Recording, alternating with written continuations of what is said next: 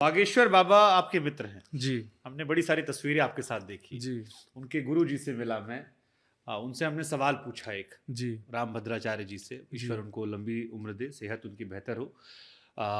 उनसे हमने सवाल पूछा, हमने कहा बाबा आप चमत्कार पे यकीन करते हो? कहे हम नहीं करते। तो हमने कहा फिर जो लड़का करता है वो? तो कहे कुछ होगा। फिर हमने पूछा कि कई लोग उनको लेकर ये कहते हैं, जैसे मैं आपसे बात कर रहा हूँ तो आपसे बात करने में मुझे शास्त्रों के बारे में, धर्म के बारे में बड़ी जानकारियां मिल रही हैं। भद्राचार्य जी के पास जाता हूँ, वही जानकारियां मिलती हैं। बागेश्वर जी को लेकर कई लोग ये आरोप लगाते हैं कि चमत्कार की बातें ज्यादा होती, जो उनके गुरु भी डिनाई करते हैं। हालांकि वो कहते हैं कि वो एक बहुत अच्छे शिष्य हैं, शिष्य की भक्ति है और इसी वजह से उन पर ईश्वर का आशीर्वाद है। आप उन्हें कैसे देखते हैं, बाबा बागेश्वर को? मेरे बहुत अच्छे मित्र हैं और मेरे कैसे मित्रता हुई? मित्रता तो अब कैसे हुई है मैं कैसे बताऊं। कब हुई? 2 साल पहले हुई। आप उनसे छोटे हैं 1-2 साल? 1 महीने छोटा हूँ। अच्छा। हाँ, वो 1 महीना बड़े हैं पर पूर्ण अधिकार जमाते हैं 1 महीना बड़े होने का। तो मित्रता ऐसे थी कि उनके यहाँ एक बहुत बड़ा यज्ञ था और उस यज्ञ में वे आमंत्रण भेजा था उन्होंने कि आप आइए, क्योंकि जब शायद उनको कोई जानते नहीं थे तब भी उन्होंने एक आध बार देखा होगा कथा करते हुए मुझे। तो सबका भाव रहता है कि सबसे मित्रता हो, मिलना जुलना हो। तो उनकी तरफ से एक आमंत्रण आया तो मैं किसी कारण से नहीं जा पाया। तो फिर हमारे संस्कार आस्था के जो सीईओ हैं संस्कार चैनल के, उनका मेरे पास फोन आया, बोले महाराज जी एक बार चलिए। मैंने कहा मैं कैसे जाऊं? बोले नहीं नहीं एक बार आप चलिए तो सही, वहाँ अच्छा लगेगा आपको। मैंने कहा ठीक है, मेरे पास समय है, मैं चलता हूँ। तो निश्चित मानिए मैं उनका प्रभाव देखने नहीं गया था और मुझे ये भी नहीं पता था। आपको संदेह था पहले? थोड़ा तो सबको ही रहता। मैं तो उनको खुद बोलता हूँ कि महाराज जी आपसे पहली बार मिलने में सबको संदेह होता ही है। तो इसलिए कोई आपको परखने आए तो आप नाराज मत हुआ करो। मैंने कि हो सकता है भाई, सबको सबके लिए नई बात है। मैंने कि मैं भी परखने तो नहीं पर मैं देखने आया था है क्या। लेकिन सत्य बता रहा हूं मैं, जब मैंने पहली बार गाड़ी से मैं उतरा, लाखों लोग थे वहां, बहुत बड़ा उत्सव था और वो सामने खड़े मेरा वेट कर रहे थे और लाखों लोग खड़े हो गए उनसे मिलने के लिए, लेकिन वो बिल्कुल सहज भाव में। और जैसे ही मैं गया तो मुझे हृदय से लगाया और मतलब उनका स्वभाव बहुत अच्छा था, बहुत डाउन टू अर्थ, बहुत हंसमुख, बहुत चंचल मतलब हैं। स्टारडम इतना होने के बाद भी कहीं भी अहमत्व नहीं है, बहुत सरलता। हम बहुत जल्दी समझ जाते हैं लोगों को, जरा सी पॉपुलैरिटी मिलने पर उसकी हालत क्या होती है दिख जाता है। लेकिन उनके अंदर वो मुझे नहीं दिखा। वो बहुत स्थिर थे अपनी सहजता पर, सरलता पर। और ऐसा नहीं सबके सामने, कमरे में भी, एकांत में भी, फोन पर भी, आधी रात में भी। अब तो मुझे और समझ आ गया, उससे मैं बहुत प्रभावित हुआ। फिर उसके बाद उनका व्यवहार जो था वो बहुत अच्छा लगा, वो देख करके मुझे और थोड़ा प्रेम बना। फिर इतने व्यस्त, इतने ज़्यादा बिजी होने के बाद भी वो ख्याल रखते हैं। कभी मैं जाता हूँ उनके पास से लौट के, तब तक मैसेज करेंगे जब तक मैं पहुँच ना जाऊँ, पहुँच गए भैया? मैंने कहा पहुँच गए, तो ठीक है, अच्छा है।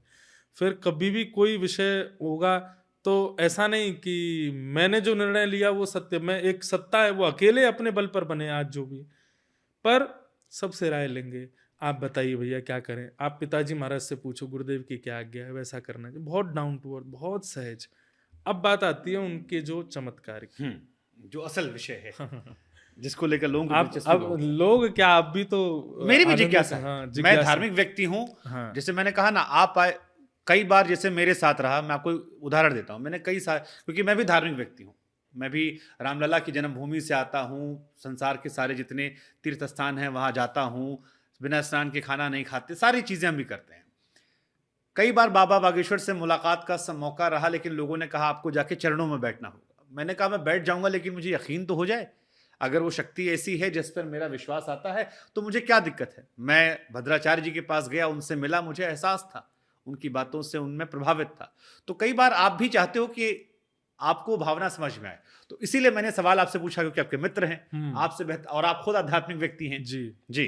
तो देखिए, एक प्रसंग मैं आपको छोटा सा सुनाऊं। भगवान कृष्ण जब कंस को मारने के लिए जा रहे थे तो अक्रूर जी उनको लेके जा रहे थे।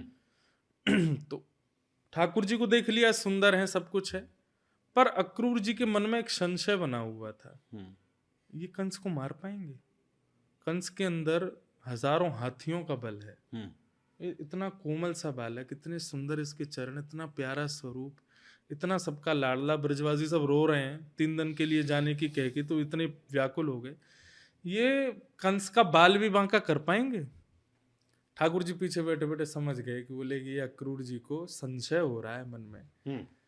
एक जगह अचानक अक्रूर जी ने रथ रोका, और रथ रोक करके अक्रूर जी बोले मैं थोड़ा यमुना जी में स्नान कर लेता हूँ। भगवान बोले हाँ जाओ करो। अक्रूर जी बिल्कुल सहज हो गए, वो उनको विश्वास हो गया कि ये बालक कंस को मार नहीं, बल्कि मुझे तो लगता है इसको बचाना पड़ेगा कंस से। चंचलता इतनी उनमें, ठाकुर जी में। तो जैसे ही अक्रूर जी महाराज ने यमुना जी में डुबकी लगाई, वही रूप, वही स्वरूप, वैसी ही आकृति, शंख चक्र गदा पद्म धारण करके उनको यमुना जी के भीतर दिखाई दी, और शेष नाग पर पौड़े हैं ठाकुर जी। जब अक्रूर जी ने वो दृश्य देखा, तुरंत बाहर आए। बाहर आकर के जब अपने रथ पर देखा, तो वही चंचल बालक इधर से इधर कूद रहे हैं, फुदक रहे हैं, उछल रहे हैं, सब क्रिया कर रहे हैं।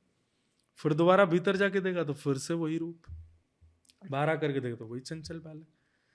तीसरी बार जब भीतर देखा तो कुछ नहीं देखा, बाहर देखा तो वही ठाकुर जी चतुर्भुज रूप में दिखाई दी। लेकिन 1 मिनट के बाद वो सब ओझल हो गया, कुछ भी नहीं था। ये बात मैंने क्यों बताई? कभी कभी ठाकुर जी ने भी किसी के चित्त में अपनी सत्ता को विशिष्ट करने के लिए कभी कभी चमत्कार दिखाया। तस्मात् केनापि, मैंने अभी एक श्लोक बोला था कि किसी भी उपाय से मन भगवान में लगना चाहिए।